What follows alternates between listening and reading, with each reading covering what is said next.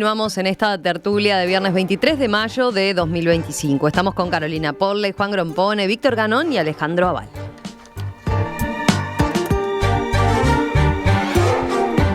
¿Qué ocurre cuando un libro es llevado al cine o a una serie de televisión? La narrativa original, escrita con su estilo propio, su ritmo y su profundidad introspectiva, salta a un lenguaje audiovisual que tiene sus propias reglas y limitaciones. Por ejemplo, cuando Netflix anunció una serie a partir de la novela 100 años de soledad de Gabriel García Márquez, muchos lectores sintieron una mezcla de entusiasmo y temor. ¿Cómo sería el traslado a la pantalla de un texto tan cargado de simbolismo, de tiempo circular y realismo mágico? En el público de estas adaptaciones hay dos grandes grupos, digamos, ¿no? Quienes leyeron el libro y quienes no. Para los primeros, el nuevo producto puede confirmar o traicionar su visión personal de la obra.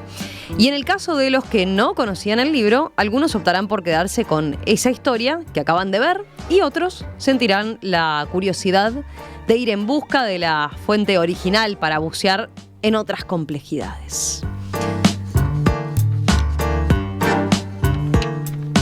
Bueno, ¿cómo se llevan con estas cosas cuando pasan? A ver, Víctor había sugerido el tema, pero lo veo tan entusiasmado a Juan. Bueno, a ver. después. Después. Adelante, Víctor. A ver, Víctor, que había sugerido el tema. Sí, a mí siempre me interesó el tema de la obra original, llamémosle, escrita, y, por ejemplo, la traducción a varios idiomas, ¿verdad? Eso es un tema que así me ha gustado, y además he comparado a veces el original con la traducción, etcétera. Y eso, hay un dicho, digamos, famoso que dice traduttore traditore, ¿verdad? Entonces, el traductor es un traidor. En el caso de la obra cinematográfica o de la serie, digamos, se agrega además que el lenguaje es otro. Es decir, por definición el lenguaje es diferente, y en consecuencia la adaptación de una obra escrita al lenguaje cinematográfico ya de por sí es justamente un tipo de traducción mucho más complejo, además, que el que puede suponer la obra escrita llevada a otros idiomas, ¿no? Justamente se han dado ahora dos casos bastante notorios. Uno es el que tú mencionabas, de 100 años de soledad, y el otro que a mí me interesa quizás un poco más es el de El gato pardo, ¿no? El libro de Lampedusa, que para mí es una joyita, una obra maestra, y que tiene una implementación, digamos, del libro en película, que la hizo Visconti en el año 1963, y esta que acabamos de ver, que es una serie, ¿verdad? Es un libro pequeño, ¿no? Pero, es decir, la adaptación de Visconti dura 3 horas la película, y la serie dura 6, porque son 6 capítulos de 1 hora. Pero el tema siempre se plantea es cuán fiel es esa adaptación o esa obra que se lleva a otro lenguaje, como puede ser el cine, ¿verdad? Y entonces allí están los que dicen, no, esto no es fiel porque, digamos, no hace esto, no hace aquello, demás. Y es cierto que eso siempre va a pasar, ¿no? Por ejemplo, la diferencia entre la adaptación de Visconti y la de la serie, para entenderlo, digamos, el libro de Lampedusa es muy original, pero además es original desde el punto de vista estilístico, porque el tiempo no pasa en ese libro. O sea, lo que Lampedusa describe es una historia a través de 8 situaciones que entre sí no se ligan muy bien, pero que en su conjunto son el libro. Es como si tuviéramos, yo qué sé, como cuando vamos al Louvre y vemos los 12 cuadros que hizo Rubens sobre María de Medici, que son episodios de la vida de esa persona. Y acá lo mismo, o sea, hay 8 episodios en la novela que son los que describen, digamos, la historia. Y eso en la serie se perdió, en la serie está perdido, y además en la serie se le da protagonismo a ciertos personajes que en el libro no lo tienen, cosas así. O sea, yo prefiero y me gusta mucho y recomiendo la versión de Visconti, que para mí es otra obra maestra, ¿verdad?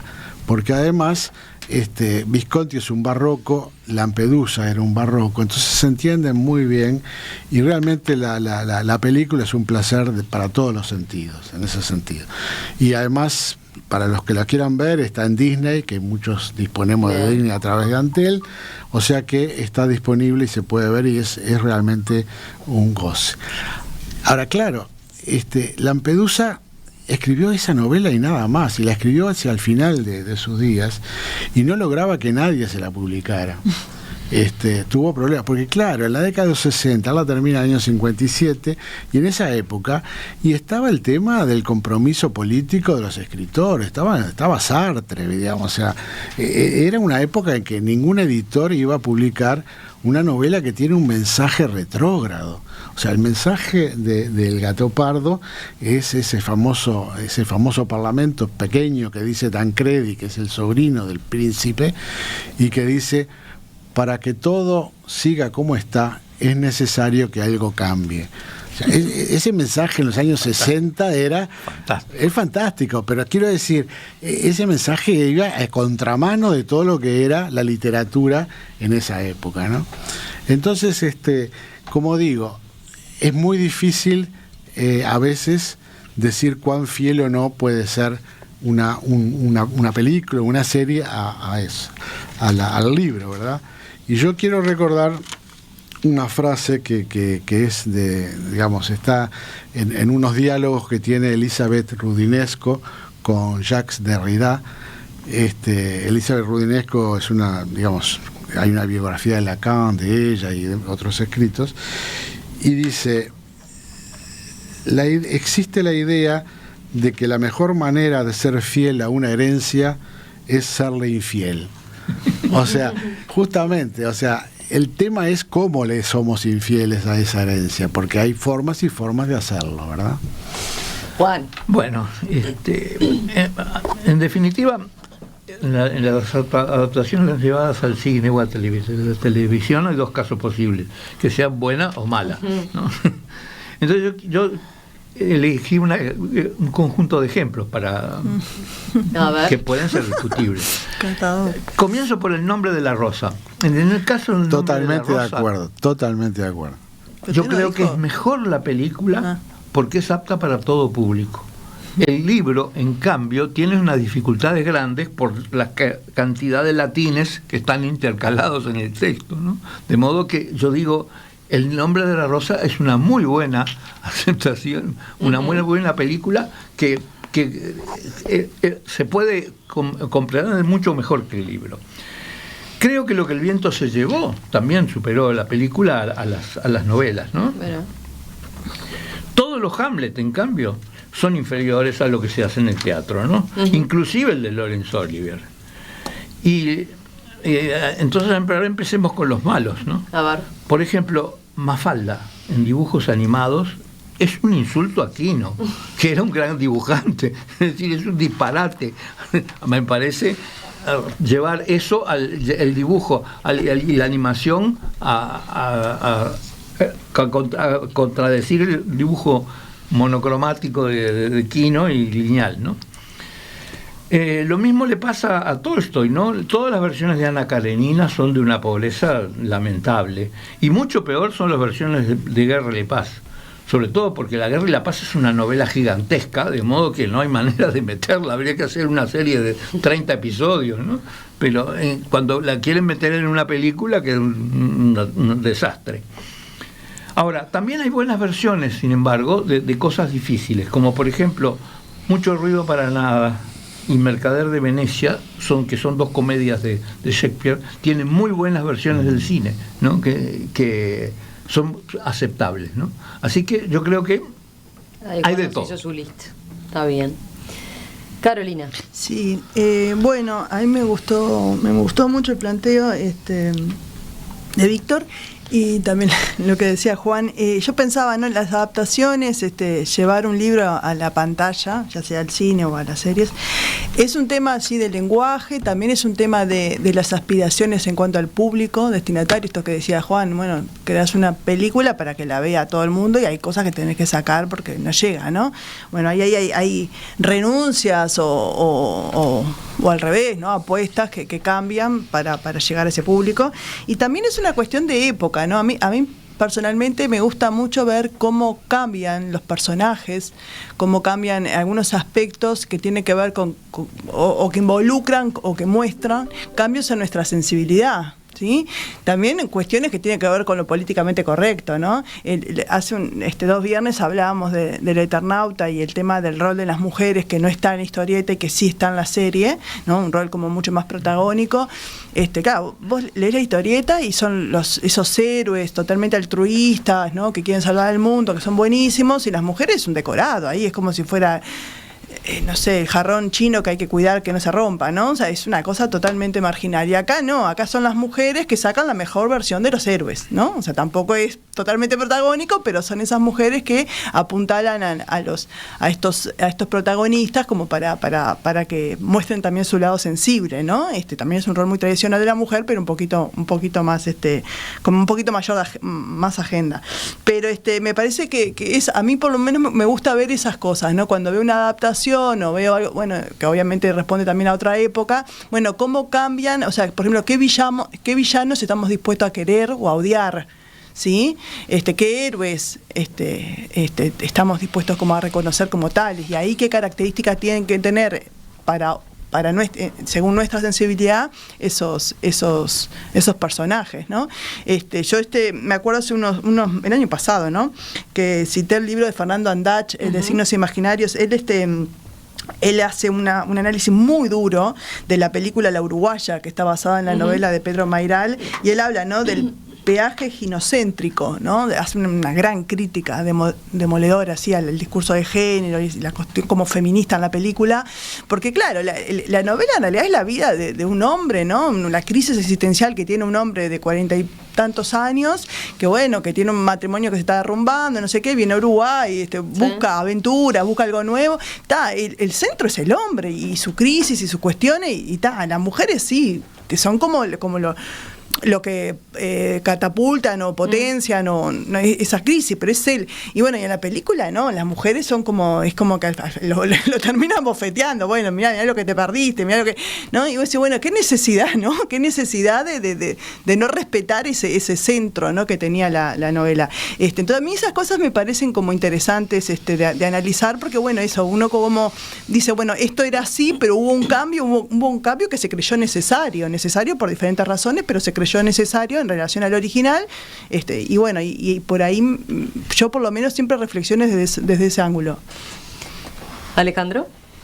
Allá por el año 1911-12, perdón, de vuelta me estoy equivocando de siglo, el año 2011-12, con mi esposa estábamos en Francia, fuimos al casamiento de una uruguaya que era profesora en el Instituto Pasteur, con el marido que es francés, y era en campaña, una cosa muy linda, y después tomamos un auto y nos fuimos a visitar, al Mont Saint-Michel, etcétera, y llegamos a un pueblito que se llama Tretat, que queda sobre el Mar del Norte, que fue un lugar donde además hubieron combates entre los ingleses y los alemanes durante la guerra. Y lo pintó Monet además. Sí, bueno, en Tretat, que es un pueblito encantador, pequeño, sobre la costa, con el agua muy fría, aún en verano. Igual yo me bañé para que me sacaran una foto bañándome ahí en el agua. Bueno, y en Tretat está la casa de Maurice Leblanc.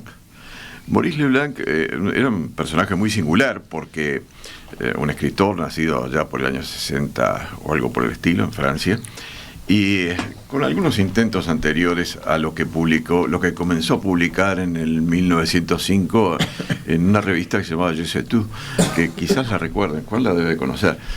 Yo la vi de joven, tuve oportunidad de leer varios números de esa revista francés, y fuimos ahí a la casa, y ahí en la casa, me traje un libro que se llama bueno, en francés naturalmente, pero lo traduzco, Las aventuras extraordinarias de Arsène Lupin, por Maurice Leblanc.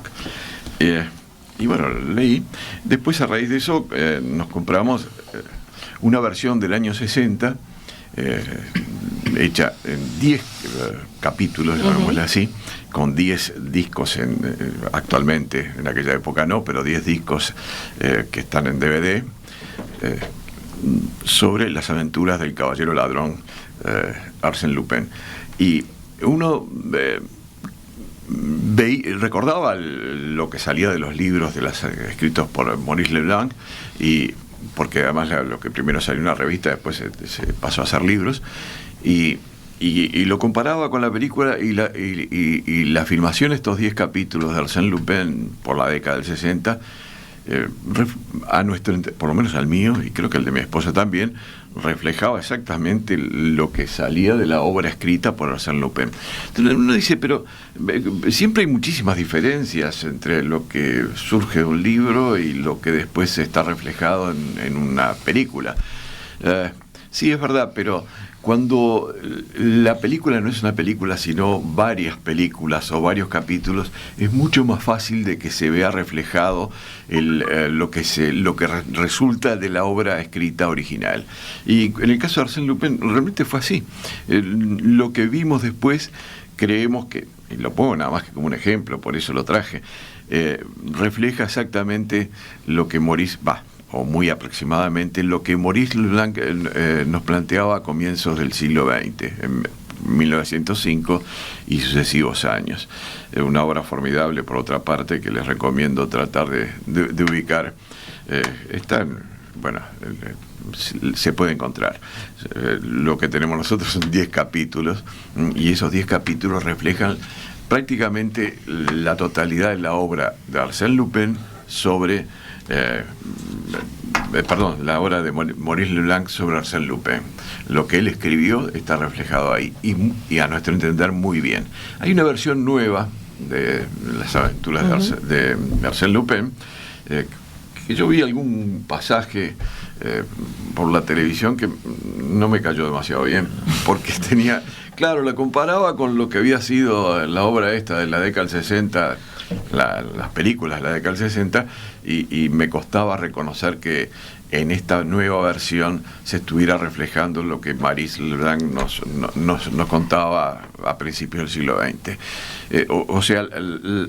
Lo que quiero en definitiva señalar es que es muy probable que una obra escrita pueda verse reflejada en una película, cuando la película es larga, es decir, cuando tiene muchos capítulos, cuando es una serie. ¿O lo ves por ahí? Sí, creo que eso sí, porque ahí es mucho más fácil de que se puedan reflejar cosas que, claro, en una hora y media o 2 horas como lectores no les pasa de matarles un poco la ilusión, esa imagen que uno se va creando, ¿no? Mientras lee ese espacio que va viendo, y después verlo en la pantalla, ¿no? Por eso traje el ejemplo de esta obra de Maurice Leblanc traducida a la pantalla, porque nos pareció siempre que reflejaba muy bien lo que había querido mostrarnos Maurice Leblanc. Claro, es una serie de 10 películas, ¿no, verdad? Y suficiente como para mostrar con todo detalle, o tratar de mostrar con todo detalle, lo que quiso mostrarnos Maurice Leblanc a comienzos del siglo XX. Bueno. Yo podría agregar 2 cositas más sobre esto. Uno que está muy maltratado por el cine son Sherlock Holmes. Sherlock Holmes han hecho desastres, cosas horribles sobre eso. Inclusive le han inventado una hermana, ¿no? Ahí aparece una hermana. Enola. Sí. Y lo mismo pasa con Agatha Christie. Con Agatha Christie hay versiones muy buenas y hay versiones muy malas de las novelas, de las grandes novelas de Agatha Christie, ¿no? Dame un segundo. Ya que mencionaste a Sherlock Holmes, hay una uno de los capítulos de la obra de Maurice Leblanc se llama Arsène Lupin contra Sherlock Holmes. ¿La viste eso? ¿Tuviste oportunidad de leerlo, verlo? Pero, Sí. o sea, se trataba de porque además le gana. Es decir, Arsène Lupin le gana a Sherlock Holmes. El problema y entonces se trataba de no destruir la imagen de Sherlock Holmes, pero realmente triunfa el caballero ladrón sobre el detective. Por eso le cambió los nombres, quizás, y además para evitar lo que se cuestiones de derecho de autor. Víctor. Sí, yo quería, digamos, volver un poco al principio y decir algo sobre la adaptación, digamos, que hicieron de 100 años de soledad, ¿no? Y bueno, es una cosa muy, muy difícil, yo creo, porque la riqueza de la novela es tal que además, digamos, lo que salió es la primera temporada, o sea, nadie dice que así no termina la novela, ¿no? Yo tuve que explicarle a mi hija y a otra gente que todavía faltaba otra temporada, porque entonces, claro, el estirar las cosas, digamos, de un libro, eso es malo, para mí es muy malo. Pero hay que rescatar algo interesante que sí tiene la novela, y es que cada tanto hay una voz en off que ¿La novela o la película? de la película, quiero decir, que rescate la novela ciertos trozos, digamos, ciertas frases que es lo mejor que tiene la serie, o sea, y que son esos epifonemas que hacía García Márquez, y yo quiero, digamos, compartir con ustedes uno, porque es decir, es lo que tiene esta novela, ¿no? Hay uno que dice: taciturno, silencioso, insensible al nuevo soplo de vitalidad que estremecía la casa, el coronel Aureliano Buendía apenas si comprendió que el secreto de una buena vejez no es otra cosa que un pacto honrado con la soledad. Digo, es decir, eso es intraducible, digamos, claro, un lenguaje visual, ¿me explico? Sí. O sea, que yo creo que hay películas, hay obras literarias. Y 100 años de soledad tiene mucho de eso. Por eso, entonces lo único que rescato de la serie es esas frases que se mechan cada tanto, porque si no, hay obras literarias que no se pueden llevar al cine. ¿Recordá el nombre del anterior que recomendaste, porque hay un oyente que la pide? La primera. El de Gato Pardo. El de Gato Pardo. El Gato Pardo, claro. El Gato Pardo en la versión de la película de Visconti. De Visconti. ¿No? De Luchino Visconti. Eso vi solo la película, así que no puedo comparar. Sí, yo también quería recomendar, ya que estamos, la serie que se hizo a partir del talento de Mr. Ripley. Sí, que está la novela de Patricia Highsmith. Hay varias versiones. Del 55, exactamente. A lo que iba era eso, que la última serie, que es en blanco y negro, es preciosa. No sé, a mí me pareció, puede ser cuestionable, pero que es como una versión bastante fiel a la novela original, y hay como 3 películas, hay mucha ficción que tomó el personaje de Ripley, y me parece interesante esto, ¿no? Tom Ripley, que es un asesino, es un psicópata, ¿no? Es un estafador, sí, y está esto, ¿no? Bueno, ese personaje es culto, ¿sí? O es inculto, ¿no? Por ejemplo, en algunas versiones es bastante frívolo, bastante poco sensible, y en esta última, por ejemplo, es un gran admirador de Caravaggio, ¿no? Entonces digo, ¿cómo cambia el personaje? Y después el tema de su sexualidad. ¿Es gay o es un seductor de mujeres? Por ejemplo, el Ripley de Alain Delon, que es del 60, es un seductor, se queda con la novia al que mata, ¿no? ¿Cómo se llama? Marge. Pero esta última no, maneja, no tanto el tema de la homosexualidad, pero sí como esa fascinación, esa admiración que tenía por Dickie, por el personaje que termina asesinando, ¿no? Como al punto que lo suplanta, ¿no? Pero digo, lo maneja, como que maneja una sexualidad más compleja, ¿no? Entonces, esas cosas a mí me parece interesante, como el mismo personaje como va mutando de acuerdo a los productos culturales que terminan que lo terminan versionando, pero también a la propia sensibilidad que nosotros vamos desarrollando, ¿no?